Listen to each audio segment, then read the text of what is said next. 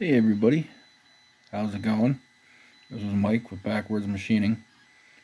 I got some new software I've been messing around with. This is called Autodesk FeaturCam Ultimate 2022. And oh my goodness, is this one heck of a learning curve. I've been trying to do tutorials online just to see how to do stuff, and they help. I actually made this off of a YouTube video. I forget who it was, but basically I did it step for step. And well, let me show you how this works. When you draw it, let me slow that down. It seems like a much simpler software as far as, setting up for the path part of it, where it generates the G code. FreeCAD's definitely a little bit more glitchy. The only thing I like FreeCAD as far as their drawing part of it, I'm so used to FreeCAD after all these years, starting over again on a new software, it's taking some time. I've been working on this now for a few weeks, and it's, I dare say I haven't really made it too far.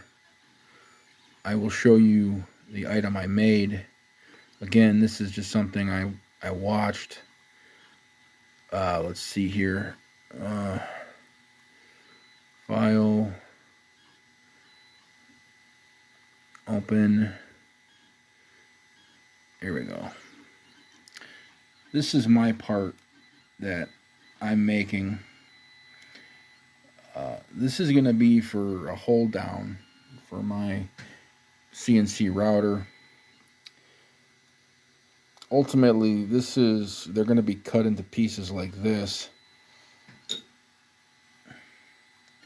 Now, if we do the same thing, we go to Simulation, 3D, and Simulate. This is how I have it set up to cut the material. Now, bear in mind, this is cutting steel, so I have it taking general, smaller cuts, and I'm gonna bring this to work and have it cut in the big CNC. But this is what I designed. Took me a little while to do it, and you can tell it's not perfect. Hold on here. You can see the sides aren't right, but I'm not sure how to fix it, so I'm gonna have to play around with it. Anyway, I'm gonna upload a couple videos of what I was working on. I got a dragon, trying to make a clock. Just some miscellaneous projects for YouTube. But I hope everybody's doing well, and I'll talk to you soon.